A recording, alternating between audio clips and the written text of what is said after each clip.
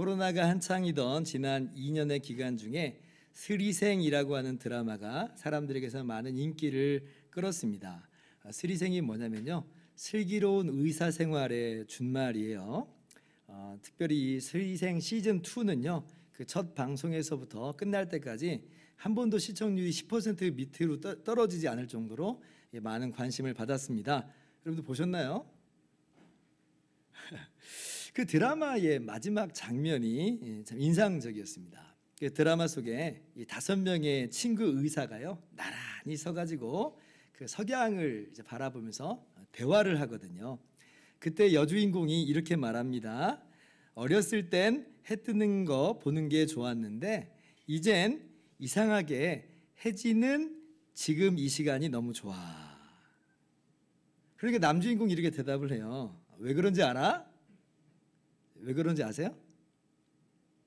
대답이 이거였어요. 퇴근 시간이잖아. 집에 갈 수 있으니까 그래서 좋은 거야. 어떻게 보면 뭐 뻔한 대화인 것 같은데, 그런데 이게 이제 드라마의 마지막 회 마지막 장면이라고 하는 그 여운과 함께 그리고 이제 배경음악이 이렇게 쫙 깔리면서 들어가니까요, 이게 사람들에게서 이제 마음에 딱 와닿아가지고 드라마 속 명대사다 이제 이렇게 각인이 됐습니다. 집에 갈 수 있으니까 그게 좋은 거야. 사실 여러분, 석양빛, 황혼이라고 하는 것은 그렇게 로맨틱하지만은 않죠. 좀 오히려 쓸쓸하게 여겨집니다. 왜냐하면 지금 해가 떨어지는 거잖아요. 사람의 인생으로 비유한다면 이제 내 인생은 다 끝나버리는 듯한 그런 허전함과 허무함이 짙게 드리우는 것 같아요. 사회생활 하다 보면 더 그렇죠. 까마득한 후배들이 막 맹활약하는 걸 봐요. 그럼 좋아요. 그런데 어떤 마음이 이렇게 슬며시 찾아오냐면, 그래 너는 뜨는 애고 나는 지는 애야 하면서 괜히 속으로 혼자 남들은 아무도 뭐라고 안 하는데 혼자 막 서운해지는 거예요. 쓸쓸해지고. 그래서 이 석양빛은 고독과 쓸쓸함의 상징과도 같은 겁니다. 그런데 그런 석양빛이 더 좋다. 왜냐하면 집에 갈 수 있으니까. 여러분, 이게 생각해보면 생각해볼수록 굉장히 성경적이더라고요. 이거 성경적이네. 저는 이런 마음이 들었어요. 여러분, 우리 모두가요 다 석양을 맞이합니다. 너나 할 것 없이 예외 없이 2가지의 석양을 맞이하게 돼 있어요. 첫 번째 석양, 첫 번째 종말은 뭐냐면 우리 육신이 죽는다는 거죠. 나이가 들든지 아니면 병이나 사고가 나든지 우리 모든 사람은요 동일하게 이 육신의 죽음을 맞이해요. 그래서 우리가 다 이렇게 죽음의 앞에 이제 가게 될 텐데, 근데 이제 우리 예수 믿는 사람들은 우리 영혼은 낙원에 들어가고 우리의 육신은 이제 썩어서 이제 안식을 이게 누리게 되는 거죠. 이게 첫 번째 종말입니다. 그런데 이것 말고 2번째 석양이 있어요. 2번째 종말도 있습니다. 이것도 마찬가지로 모든 사람들이 다 동일하게 마주하게 되는 그런 종말이에요. 이건 뭐냐면 우주적 종말이라고 하는데, 예수님이 다시 오실 때에 그때 이 모든 세상이 다 끝나버리는 거예요. 여러분, 그때 어떤 일이 있게 되냐면요, 아까 우리가 이제 우리 육신이 썩어버렸다고 그랬잖아요. 근데 그 썩은 몸이요 이제 썩지 않는 몸으로, 영광의 몸으로 변화돼 가지고 다시 일어나게 됩니다. 자, 그리고 우리 영혼은 낙원에 있다고 그랬잖아요. 그 낙원에 있는 영혼과 이 일어난 몸이 다시 완전한 하나의 인간을 이루어요. 그리고 영원히 사는 거예요. 아직 죽음을 맛보지 않은 사람들도 똑같습니다. 죽지만 않을 뿐이지 그 육신이 즉시로 변해버려요. 그래서 마찬가지로 영광의 그 몸으로서 그렇게 주님과 함께 영원히 살게 되는 거예요. 이게 여러분 2번째 종말이라고 하는 거예요. 근데 이 2번째 종말은 단순히 사람만 이렇게 부활의 영광으로 일어나가지고 주님과 함께 영원히 거하는 게 아니고요, 스케일이 커요. 우주적 종말이라고 그랬잖아요. 우주적 스케일이에요. 우주적 스케일. 성경을 보면 이때 어떤 일이 벌어진다라고 말씀하냐면 지금 하늘과 지금 땅이 마치 종이가 불에 타버리는 것처럼, 불에 녹아버리는 것처럼 없어져 버린다고 그래요. 그리고 그때에 새 하늘과 새 땅이 짠! 하고 등장한다. 우리에게 말씀하여 주세요. 베드로후서 3장 12절을 보면, 자, 하나님의 날이 임하기를 바라보고 간절히 사모하라. 그날에 하늘이 불에 타서 풀어지고 물질이 뜨거운 물에 녹아지려니와. 13절 같이요. 우리는 그의 약속대로 의가 있는 곳인 새 하늘과 새 땅을 바라보도다. 자, 옛 하늘, 옛 땅, 옛 물질은 다 어떻게 돼버려요? 하나도 빠짐없이 다 불에 녹아버려요. 없어진단 말이에요. 그리고 새 하늘과 새 땅이 등장하는데, 여러분, 이게 진짜 세상이에요.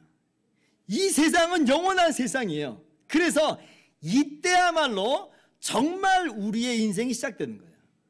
이 땅에서의 우리의 삶은 어떤 의미에서는 예비 인생과도 같고 준비하는 그런 인생과도 같다라고 할 수가 있는 거죠. 자, 그럼 이런 일이 언제 있게 되느냐 할 때, 언제예요? 아까 뭐라고 그랬어요? 예수님께서 다시 오실 때. 예수님께서 다시 오신다고 약속하셨잖아요. 예수님이 강림하세요. 바로 그때에 이 놀라운 새로운 세상이 시작되는 겁니다. 데살로니가 전서 4장 16절 이렇게 말씀하시죠. 주께서 호령과 천사장의 소리와 하나님의 나팔 소리로 친히 하늘로부터 강림하시리니 그리스도 안에서 죽은 자들이 먼저 일어나고. 17절 같이요. 그 후에 우리 살아남은 자들도 그들과 함께 구름 속으로 끌어올려 공중에서 주를 영접하게 하시리니 그리하여 우리가 항상 주와 함께 있으리라. 주께서 친히 하늘로부터 강림하시리니, 그때 이 모든 것들이 다 완전히 변한다는 거예요. 천지가 다시 개벽하는 거예요. 이전과는 비교할 수 없는 정말 찬란하고 영광스러운 그런 세상으로 다시 태어나는 겁니다. 이 세상이 얼마나 좋은지 제가 이 요한계시록 21장 3절 이하의 말씀을 정말 좋아하는데, 거기에는 이렇게 기록되어 있어요. 그들은 하나님의 백성이 되고 하나님은 친히 그들과 함께 계셔서. 4절 같이 읽습니다. 모든 눈물을 그 눈에서 닦아주시니 다시는 사망이 없고 애통하는 것이나 곡하는 것이나 아픈 것이 다시 있지 아니하리니 처음 것들이 다 지나갔음이러라. 아멘. 얼마나 신나는 세상인지 몰라요. 여러분, 제가 오늘 이 말씀을 꺼내는 이유가 있습니다. 나이가 좀 있으신 우리 성도님들께서는 이 황혼이라고 하는 이 개념이 그래도 피부에 와닿아요. 왜냐하면 우리의 인생의 날들이 얼마 남지 않았기 때문에 이러한 황혼이라고 하는 개념이 이렇게 쏙 들어와 있거든요. 그래, 나의 시간이 이제 얼마 안 남았구나. 준비해야 된다. 그런데 이제 우리 젊은 성도님들은 이 인생의 황혼이라고 하는 게 피부로 잘 안 와닿아요. 안 와닿아요. 왜냐하면 앞길이 창창하게 남아 있거든요. 우리 청년들, 인생의 황혼, 이게 피부에 와닿아요? 아니, 와닿지 않아요. 갈 길이 구말리 같은 거예요. 그래서 눈앞에 게 더 커 보이고 더 화려해 보이고 눈앞에 있는 것에 더 바쁘고 그래요. 그런데 우리가 꼭 기억해야 될 게 있어요. 이 황혼이라고 하는 것은 우리 모두가 다 동일하게 맞이하게 된다는 거예요. 죽음으로 맞이하는 것뿐 아니라 이 우주적 스케일의 황혼을 모두가 반드시 맞이하게 될 것이에요. 그때 이 하늘과 이 땅은 다 없어집니다. 그리고 새 하늘과 새 땅이 시작되는 거예요. 언제? 예수님이 다시 오실 때에.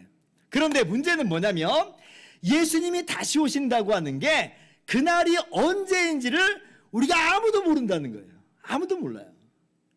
하나님께서 우리에게 가르쳐 주시지 않았어요.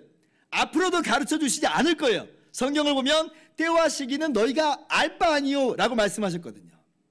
자, 그러면 우리가 예수님이 다시 오신다고 하는 것을 모른다고 하는 것은 이게 뭘 의미하는 거냐면요, 예수님이 100년 뒤에 오실 수도 있고, 아니, 내일 오실 수도 있다는 거예요. 내일이 뭐예요? 오늘 밤이라도 예수님이 당장 오실 수 있어요. 왜냐하면 예수님이 속히 다시 오신다고 했거든요. 자, 그렇다면 우리가 살아가는 이 세상은 결국 본질적으로 뭐냐라고 할 때에 황혼 세상이에요.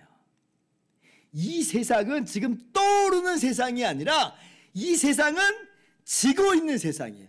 황혼빛에 물든 세상이라고 하는 거예요. 그래서 성경은 이 세상을 향해서 뭐라고 말하냐면 말세라고 말해요. 말세. 쯧쯧쯧. 세상에 어떻게 이런 일이 있어? 말세야 말세. 이런 말세 말고 이런 의미가 아니고요. 예수님께서 부활하시고 승천하신 이후부터는 항상 말세인 거예요. 예수님이 언제 다시 오실지 몰라요. 언제 이 세상이 끝날지 몰라요. 우리는 항상 말세 속에서 사는 거예요. 여러분, 우리 젊은 성도님들이 이 사실을 분명히 깨달아 알 수 있기를 바라요. 저 석양은 나랑 상관없는 것 같고 저 황혼은 나랑 상관없는 것 같은데 전혀 그렇지 않다는 거예요. 나하고도 밀접한 상관이 있고 나의 생활 속에서도 지금 진행되고 있는 것들이에요. 이런 측면에서 우리 연세 있으신 분들이 유리한 점이 하나 있죠. 왜냐하면 이 개인적인 황혼하고 이 우주적 황혼하고 이게 시기가 일치해요. 그죠? 그래서 우리 연세 있으신 분들은 상대적으로 예수님 맞이할 준비가 잘 되어 있어요. 항상 돼 있어요. 왜냐하면 얼마 안 남은 줄 아니까. 그런데 젊은 사람들은 어때요? 지금 이 시기가 이 개인적인 황혼의 시기하고 이 우주적 황혼의 시기가 이게 잘 안 맞는 것처럼 여기거든요. 그러니까 황혼이 아닌 것 같아야 해요. 말세의식이 흐려져 있어요. 그러니까 석양을 봐도 좀 무덤덤해. 아, 집에 갈 수 있으니까 참 너무 좋다. 우리 이래요? 아니죠. 석양 보고 그냥 하늘이 이뻐서 좋은 거죠. 근데 우리 젊은 성도님들이 마음에 새기면서 살아야 돼요. 우리는 항상 황혼 속에서 사는 사람들이다. 나는 곧 집에 간다. 항상 예수님 맞이할 준비가 되어 있어야 돼요. 이것이 바로 나이가 많든 적든 말세 의식을 가지고 살아가는 우리 성도들의 마땅한 모습인 거죠. 이러한 말세 의식을 가지고 살아가시는 저와 여러분보다 되기를 바랍니다. 자, 그렇다면 이러한 말세 의식을 가지고 살아가는 우리들은 구체적으로 어떠한 모습으로 살아가야 할까요? 오늘 말씀은 두 가지로 우리들에게 교훈하여 말씀하여 주십니다. 첫째로, 말세 의식을 갖고 살아가는 우리 믿는 자들은 이 땅에 재물을 쌓으면서 살지 않습니다. 왜 그래요? 이 땅은 곧 없어질 거잖아요. 없어질 거잖아요. 사라질 거잖아요. 조만간에 새하늘과 새 땅이 시작되잖아요. 근데 왜 이 땅에 재물을 쌓느냐 말이죠. 오늘 말씀 보면 이러한 말세 의식 없이 살아가는 사람들이 있음을 우리가 볼 수가 있습니다. 1절 이하인데요. 자, 들으라 부한 자들아, 너희에게 임할 고생으로 말미암아 울고 통곡하라. 부한 자들에 대해서 지금 경고하고 있어요. 자, 3절 같이 한번 읽어봅시다. 시작. 너희 금과 은은 녹이 쓸었으니 이 녹이 너희에게 증거가 되며 불같이 너희 살을 먹으리라. 너희가 말세에 재물을 쌓았도다. 이 부한 자들에게 대해서 뭐라고 책망해요? 너희가 말세에 재물을 쌓았도다. 얼마나 강하게 책망하고 있는지 몰라요. 어떻게 살아가야지 마땅하다는 거예요? 말세의 재물을 쌓으면 안 되는 거예요. 이 땅에 재물을 쌓지 말라는 거예요. 그런데 이 부한 자들은 지금 이 땅에 재물을 쌓아두고 있어요. 쌓아두고 있어요. 그래서 오늘 말씀이 그 부분을 강하게 짚고 있어요. 여러분, 이 땅에 쌓는 재물은요, 언젠가는 전부 다 녹이 슬기 마련입니다. 우리는 황금이 영원한 것처럼 이렇게 변하지 않는 것처럼 생각을 하고 하나라도 더 가지려고 하는데, 여러분, 다 없어질 것들이에요. 주님이 다시 오시는 그날에 이 모든 물질들이 다 불에 녹아버린다 그랬잖아요. 다 없어질 것들이에요. 그런데 우리가 그때에, 예수님 다시 오셨을 때에, 주님 앞에 섰을 때에 우리가 여전히 이 황금 들고 있게 된다면 어떠한 모습일까? 어떠한 모습으로 주님께서 우리를 바라보실까? 아마 그때 우리 손에 들고 있는 것들, 우리 주머니에 있는 것들을 다 예수님 앞에 꺼내놓지 않을까 싶어요. 그래서 우리가 주섬주섬 이렇게 이 땅에 가지고 있었던 것들을 다 꺼내놓는데, 황금 딱 꺼내놨어요. 황금은 변하지 않고 영원할 거라고 갖고 있었는데 딱 꺼내놓으니까 오늘 말씀 뭐라고 그래요? 녹이 쓸어버렸다. 녹이 쓸어버렸다. 다 부식되어 버린 거예요. 그러면 주님께서 그걸 보시겠죠? 주님 앞에서 우리가 얼마나 부끄러울까. 그러니까 이 녹이 우리의 삶을 지금 증명해내고 있어요. 너의 인생이라는 게 뭐였느냐? 꺼내놔봤는데 다 녹슬었어요. 다 부식돼 버렸어요. 그러면 주님께서 우리에게 이렇게 물어보시지 않을까요? 야, 너 지금까지 뭐하다 살았니? 뭐하고 살았니? 아마 그렇게라도 묻기라도 한다면 진짜 우리 얼굴이 아마 빨개져가지고 홍당무처럼 변해버릴 것 같아요. 자, 근데 더 심각한 게 있어요. 자, 그 녹슨 황금을 딱 꺼내놓은 우리의 손을 딱 봤는데 황금만 녹이 쓴 게 아니라 뭐도 녹이 쓸고 있냐면 우리의 이 손도 같이 녹이 쓸고 있다는 거예요. 3절 한번 보세요. 이 녹이 황금만 이게 녹슨 게 아니라 불같이 너희 살을 먹으리라 말씀이에요. 이 녹이요, 우리 손으로 우리 몸으로 타 들어가는 거예요. 여기 녹이라고 번역된 단어는 다른 구절들을 보면 독이라고 하는 이 단어로도 번역이 됩니다. 뱀의 독할 때 그 독이에요. 근데 이제 황금은 무생물이니까 녹이다 이렇게 번역을 한 거고, 다른 구절들에서는 독이다 이렇게 이 단어가 번역이 됩니다. 근데 여러분 한번 이 녹을 독이라고 하는 그걸로 번역을 해서 읽어보세요. 그럼 이런 말이 되잖아요. 이 독이 불같이 너희 살을 먹으리라. 재물을 쌓아두는 것이, 이 땅에 쌓아두는 것이 얼마나 해로운 것인지 지금 분명하게 말씀해 주는 거예요. 그래서 지금 그거 가지고 있다가 주님을 만나면 이건 마치 TV 보면 폭탄 돌리기 하다가 내 차례에서 펑 터지는 그런 이 프로그램들이 있잖아요. 마치 그런 것과도 같아요. 지금 이 재물이 내 손에 있으면 안 되는데 내 손에 있다가 펑 터지는 거예요. 여러분, 우리가 이 땅에 재물을 쌓는 것에 대한 이 경고의 메시지를 분명히 들어야 됩니다. 아니 목사님, 그러면 아예 돈을 모으지 말라는 말씀인가요? 아파트도 사야 되고 노후 자금도 마련해야 되고, 아니 지금부터 진짜 모아도 될까 말까 빠듯하기만 한데 아니 그마저도 하지 말라는 건가요? 자, 조금 더 말씀을 봅시다. 4절 말씀. 보라, 너희 밭에서 추수한 품꾼에게 주지 아니한 삭시 소리 지르며 그 추수한 자의 우는 소리가 만군의 주의 귀에 들렸느니라. 부자들의 모습을 계속해서 말씀하고 있어요. 근데 이 부자들이 어떻게 해서 재물을 쌓은 것처럼 보여요? 추수한 품꾼에게 삭슬 주지 않았다. 자, 한마디로 임금 착취, 노동력 착취를 지금 한 거예요.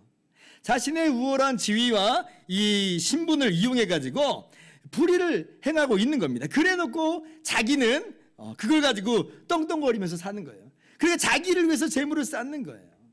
저는요, 이 말씀 볼 때 정말 의아했던 게 뭐냐면, 야고보서의 수신자들은 기본적으로 교회잖아요. 예수님을 믿는 사람들이잖아요. 야, 근데 어떻게 이럴 수가 있을까? 어떻게 이렇게 착취할 수가 있을까? 너무 신기해요. 이 사람들이 진짜 기독교인들이 맞나? 라고 하는 생각이 이게 딱 들었어요. 그런데 조금만 더 생각해 보니까 그런 사례가 그리 이게 멀리 있지 않더라고요. 한번 제가 예를 한번 들어볼게요. 교회에서도 목사님들께 드리는 그 사례비를 곰곰이 한번 생각을 해보면 이런 측면이 좀 있어요. 물론 담임 목사님들이 나이도 많고 사역도 훨씬 더 오래 했고 일도 더 많이 하고 만나야 될 사람도 많고 챙겨야 될 사람도 훨씬 더 많기 때문에 사례비를 더 많이 드리는 것은 뭐 당연한 일입니다. 그런데 그에 비해서 부교역자들, 부목사님들에게는 상대적으로 너무 박해요.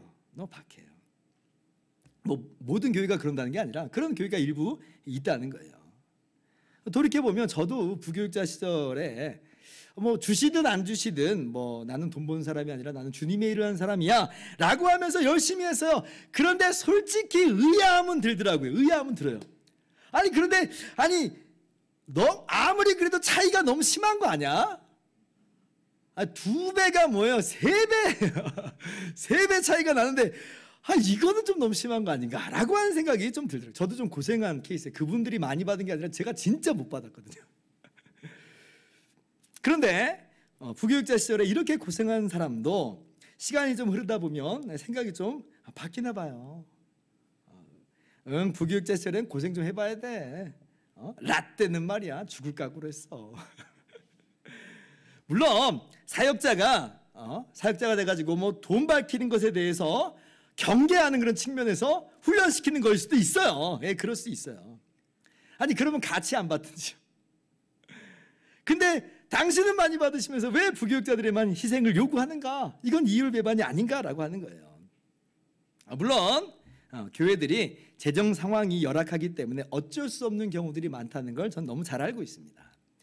그건 정말 어쩔 수가 없는 거예요. 그래서 부교육자를 모실 때부터 아니 우리 교회가 이것밖에 못 드리는데 그래도 우리 교회 와주실 수 있겠습니까? 라고 정중하게 청빙을 하는 거예요. 근데 이제 제가 말씀드리는 건 그런 경우가 아니고 아니 넉넉한 재정 상태가 있는데도 불구하고 부교육자 대접에만 유독 박한 경우가 있다라고 하는 것을 말씀드리는 거예요. 그래서 어떻게 보면 이런 모습이 말세에 재물을 쌓는 모습이 아닌가. 그리고 주님께서는 바로 그러한 모습에 경고하고 계신 거예요. 5절 말씀 같이 한번 읽어봅시다. 시작.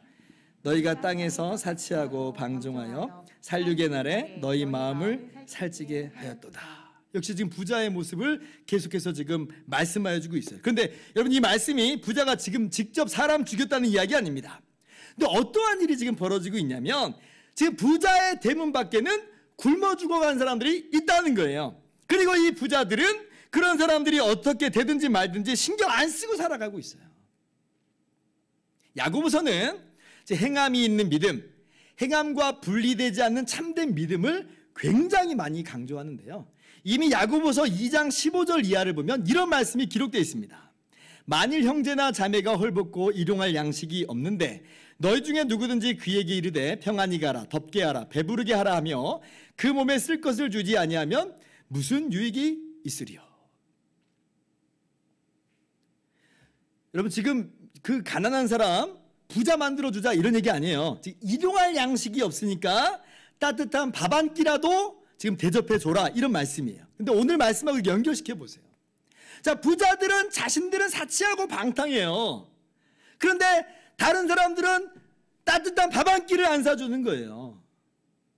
그러지 말라는 거예요. 그러지 말라는 거예요. 너희의 부를 너희 자신만을 위해서 사용하지 말고 가난한 이웃들을 돌봐라는 거죠. 여러분 부자 자체가 비난받는 위치는 전혀 아닙니다. 그렇게 오해하시면 안 돼요. 핵심은 뭐냐면 그 부를 어떻게 사용하고 있느냐 하는 거예요. 몇 년 전에 신문기사 중에 서울대 손봉호 교수님의 이런 특강 말씀이 실린 적이 있었습니다. 이분이 이제 장로님이세요. 이렇게 말씀하셨어요. 교회에서는 세속적 가치가 무시되어야 한다. 교회가 돈을 무시하기 전에는 절대 살아날 수 없다. 우리 기독교의 복음이 얼마나 위대한가. 돈, 명예, 권력 때문에 비겁해지면 너무너무 안타깝다 라고 하면서 교회가 돈 좀 무시하자, 철저히 가난해지자 이렇게 말씀하시더라고요. 좋은 말씀이에요. 끄덕끄덕 거렸습니다. 근데 뭐 말이야 뭐 여기저기서 다 이런 말을 하니까 뭐 그냥 그러려니 했어요. 그런데 바로 얼마 전 기사를 봤는데요. 이 손봉호 교수님이 미랄복지재단에 13억의 재산을 기부하셨더라고요. 이게 몇 달 전 이야기예요. 이분이 지금 85이신데 제가 그 기사를 보면서 이런 마음이 들었어요. 야, 이분은 말로만 그런 게 아니라 진짜 실제 삶으로도 보여주시는구나. 일단 놀란 건 13억이 있었다는 것에 놀랐습니다. 이분도 부자시네. 부자시더라고요. 근데 부자 자체라고 하는 게 문제는 아닌 거예요. 그 부를 어떻게 쓰느냐가 중요한 거죠. 종교개혁자 칼빈은 이렇게 말합니다. 하나님께서 어떤 사람을 부자로 만든 건 그를 통해 가난한 사람을 돕게 하시기 위해서다. 루터도 마찬가지로 말해요. 기독교인은 열심히 일해야 한다. 그래야 어려운 사람을 도울 수 있기 때문이다. 열심히 일해서 부자 되라는 거예요. 그래서 어려운 사람을 도우라고 하는 겁니다. 저는 여러분들이 정말 부자가 됐으면 좋겠어요. 그런데 이 땅에 재물을 쌓는 부자가 되면 그건 망하는 길이 되니까 그러느니 부자가 안 되기를 바랍니다. 그런 부자는 오히려 저주예요. 그러나 부자가 되시되 하늘의 재물을 쌓는, 가난한 이웃들을 돌아보는 좋은 부자가 되면 그건 정말 복된 일이죠. 여러분들께서 그렇게 하늘의 재물을 쌓는 멋진 부자가 되기를 바랍니다. 이것이 말세의식을 가지고 살아가는 구체적인 모습 첫 번째예요. 자, 둘째로 말세의식을 갖고 살아가는 우리 믿는 자들은 어떻게 살아야 되냐면 오래 참고 견디면서 사는 사람들입니다. 오래 참는 사람들이에요. 자, 7절 말씀 보세요. 그러므로 형제들아 주께서 강림하시기까지 길이 참으라. 보라, 농부가 땅에서 나는 귀한 열매를 바라고 길이 참아 이른 비와 늦은 비를 기다리나니. 8절 같이 읽습니다. 너희도 길이 참고 마음을 굳건하게 하라. 주의 강림이 가까우니라. 자, 길이 참으라 두 번씩이나 반복하고 있죠. 농부가 길이 참는 것까지 비유적으로 말씀하신 것까지 합치면 세 번이나 같은 단어를 반복하고 쓰고 있어요. 무슨 말이에요? 오래 참으라는 거예요. 길이 참으라는 겁니다. 이것이 우리의 마땅한 모습이라고 하는 거예요. 왜 오래 참으라는 거예요? 어떻게 오래 참을 수 있다는 거예요? 주의 강림이 가까우니라. 주님의 강림이, 주님의 다시 오심이 가깝기 때문이다. 그래서 오래 참을 수 있다는 거예요. 왜냐하면 끝이 있어요. 이게 영원하지 않아요. 여러분, 우리가 마냥 그냥 끝도 없이 오래 참는 것처럼 생각을 하는데, 근데 우리 영원히 참는 거 아닙니다. 기간이 정해져 있어요. 주님의 강림하실 때까지. 그리고 생각보다 이 기간이 길지 않을 수 있어요. 왜냐하면 주님이 속히 다시 오신다고 했으니까 내일 끝날 수도 있는 거예요. 여러분, 만약에 기간이 설정되어 있지 않거나 기약이 없거나 하면 오래 참으라라고 하는 건 정말 너무나 힘든 것이고, 그리고 어쩌면 불가능한 모습처럼 느껴질 수도 있어요. 그런데 기간이 정해져 있으면, 확실한 기약이 있으면 해볼 만합니다. 왜냐하면 끝이 오니까. 주님 분명히 다시 오신다고 하셨으니까요. 제가 비슷한 예로서 언젠가 제가 어떤 물건에 문제가 있어가지고 좀 들여다본 적이 있었어요. 근데 어떻게 이걸 옛날에 했었는데 지금은 기억이 안 나요. 기억나는 건 오직 하나, 이거 어떻게 하면 된다, 이것만 기억이 나요. 분명히 된다, 이것만 기억이 나요. 자, 그러면 이거 분명히 되는데 제가 포기했겠어요? 포기 안 하죠. 왜냐하면 됐었거든요. 그래서 끝까지 붙잡는 거예요. 그래서 제가 한참을 들여다보면서 이렇게도 해보고 저렇게도 해보니까 마침내 해결됐던 그런 기억이 납니다. 그런데 만약에 해법이 있었다는 걸 전혀 모르는 상황이었다면 저 진작에 포기해버렸을 것 같아요. 이거 원래 안 되는 거야. 마찬가지라는 거죠. 되는 건 줄 알면 끝까지 합니다. 주님 다시 오시는 것을 알면, 분명히 확신하면 끝까지 하여 오래 참을 수 있어요. 견딜 수 있어요. 주님의 강림은 기약 없는 기다림이 아니에요. 우리가 그 기간을 구체적으로 잘 모를 뿐이지 하나님의 완벽하신 계획 안에 다 정해진 일이에요. 그러므로 오래 참을 수 있어요. 오래 참으시기 바랍니다. 지난주에 말씀드린 것처럼 까닭 없는 여러 가지 고난이 있어도 오래 참으세요. 믿음 때문에 오는 고난이라면 더더군다나 오래 참으세요. 11절 말씀, 보라, 인내하는 자를 우리가 복되다 하나니 너희가 욥의 인내를 들었고 주께서 주신 결말을 보았거니와 주는 가장 자비하시고 긍휼히 여기시는 이시니라. 아멘. 오늘 말씀에서 특별히 욥을 우리에게 예를 들어서 욥의 그 믿음과 욥의 인내를 우리에게 본받으라 이렇게 가르쳐주고 있어요. 우리가 욥의 고난을 참 많이 들어서 잘 알고 있죠. 정말 욥이 받은 고난은 상상을 초월하는 고난이었어요. 원래 욥이 거부예요. 자녀가 10명 있고 양이 7,000마리, 낙타가 3,000마리, 소가 1,000마리, 암나귀가 500마리나 있어요. 그 당시로는 정말 아마 세계 최고의 부자였던 것 같아요. 그런데 하루아침에 차례차례 소식이 들려오기를 스바 사람들이 소하고 나귀를 다 약탈해갔다, 이런 보고가 들어와요. 또 하늘에서 불이 떨어져가지고 양들이 다 떼죽음을 당했다, 이런 보고가 들어와요. 갈대아 사람이 달려들어가지고 낙타들을 다 빼앗아갔다, 이런 소식도 들어요. 그리고 무엇보다도 마지막 보고가 들려오기를 자녀들이 음식을 먹는데 대풍이 쳐가지고 집이 무너져가지고 다 죽었다고 하는 이런 끔찍한 소식까지 전해 듣습니다. 아마 보통의 사람이라면 아마 미쳐버렸을 것 같아요. 이 중에 하나만이라도 우리의 인생 속에서 다가온다 한다면 여러분 아마 밤잠 자지 못할 우리들의 모습 아니겠어요? 그런데 욥에게는 이 모든 게 한꺼번에 하루아침에 다 일어나게 된 거예요. 그의 인생 자체가 다 부정되는 것 같은 그러한 모습이에요. 근데 어때요? 욥 어땠어요? 인내하잖아요. 사실 이게 사탄이 하나님께 내가 욥을 시험해 보겠다고 나서서 벌인 일이었는데, 근데 그래가지고 욥이 시험에 무너지지 않아요. 하나님을 떠났다든지 하나님을 원망하지 그러지 않았다는 거예요. 그러니까 이번에 사탄이 물러서지 않죠. 한 번 더 하나님께 시험해 보겠다고 청합니다. 그래서 이번엔 욥의 몸뚱아리를 쳐요. 온몸에 악한 종기가 납니다. 얼마나 이게 가렵고 고통스러웠던지 기와 조각을 가지고 그냥 몸을 긁을 정도로 고통스러워요. 그 모습을 본 욥의 아내가 한마디 합니다. 그래도 하나님 타령하겠냐고, 하나님 욕하고 죽으라고. 아마 욥의 아내는 심정적으로 이미 무너진 것 같아요. 충분히 이해할 수 있어요. 그러나 욥은 그 입술로 끝까지 하나님께 범죄하지 않아요. 욥기 2장 10절 보면 우리가 하나님께 복을 받았은즉 화도 받지 아니하겠느냐 하고 이 모든 일에 욥이 입술로 범죄하지 아니하니라. 욥이 인내했다는 거예요. 여기까지만 보면 약간 좀 한숨이 나와요. 우리는 욥처럼 하기 힘들 것 같은데. 자, 여기까지만 보면 욥이 초인 같아요. 근데 욥이 사실 한탄을 합니다. 한탄을 해요. 너무 괴로워하고, 그리고 신음소리가 얼마나 처량한지 정말 듣는 우리조차도 그 욥의 이 신음소리에 함께 공감이 가요. 그게 이제 욥기 3장 이하의 말씀이에요.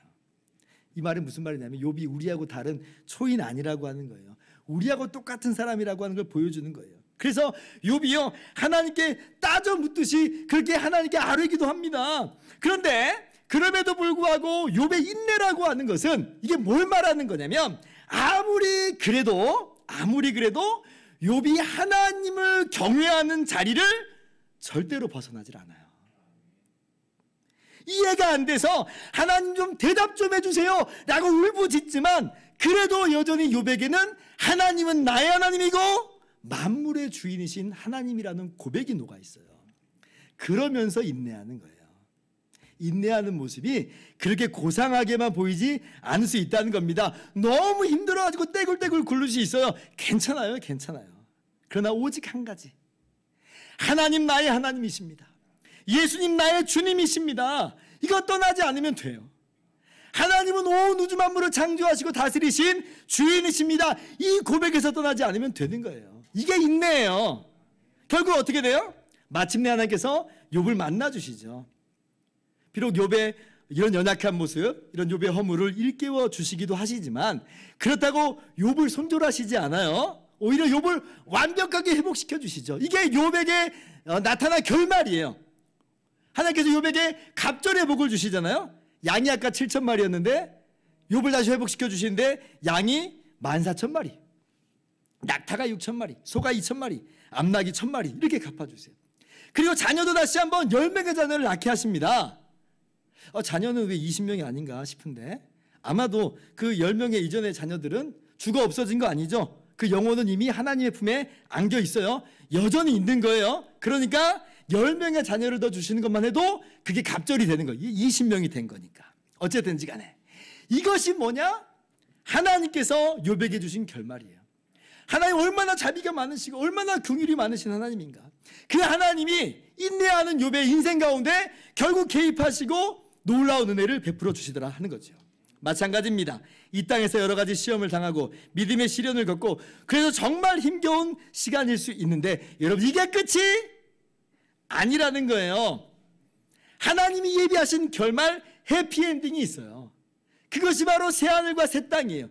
우리의 석양은 해가 떨어지고 그냥 깜깜해져 버리고 끝나버리는 게 아니라 새하늘과 새 땅이 우리 인생 가운데 솟아올라요. 이게 우리가 맞이할 영광스러운 부활이고 우리가 맞이하게 될 영광스러운 미래예요. 여러분 세상에서도 마시멜로 실험이네 뭐네 하면서 인내의 중요성을 그렇게 높이 쳐주는데 하나님께서 여러분의 인내를 얼마나 귀하게 보실까요? 욥을 뿌듯해 하시는 하나님께서 저와 여러분을 정말 뿌듯해 하실 거예요. 제가 처음에 스리생 이야기를 잠깐 했는데요. 어떤 한 목사님께서 그 대사를 공감하시면서 이렇게도 적용하시더라고요. 바쁜 하루를 보내고 퇴근하는 길에 아름답게 물든 하늘을 보면 위로가 되고 하루의 피로도 사라집니다. 하나님께서 오늘 또 수고했다고 칭찬해 주시는 것 같습니다. 하면서 석양을 즐긴다 하는 거죠. 당신도 맞아요. 칭찬해 주세요. 하나님께서 칭찬해 주세요. 그리고 진짜 칭찬은 언제 주어지게 되냐면 우리가 집에 갔을 때, 새하늘과 새 땅이 나타나게 될 때, 그때 하나님께서는 거대한 칭찬으로 우리한테 허락하여 주실 것입니다. 그러면서 제일 마지막에 이분이 이렇게 썼어요. 우리의 인생의 황혼에도 칭찬받고 쉼을 얻는 복을 누려야 하겠습니다. 끝까지 인내하자는 거예요. 저는 이 목사님의 글에도 공감이 가더라고요. 자, 여러분 어떻습니까? 하나님께 칭찬받는 듯한 그런 황혼을 살고 있습니까? 고난 중에서도 인내하면서 이 세상의 말세를 살아가고 있습니까? 네, 그렇게 살고 있는 줄을 믿습니다. 그리고 그러한 여러분들에게 하늘로부터 위로와 칭찬과 상급이 가득한 줄을 믿습니다. 이제 말씀을 마칩니다. 여러분, 말세 의식을 가지고 삽시다.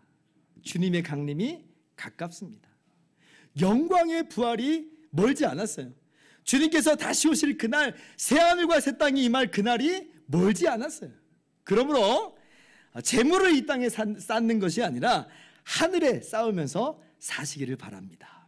그리고 여러 가지 시험에 인내하면서 끝까지 잘 견디어내시기를 주님의 이름으로 축원합니다. 기도하겠습니다.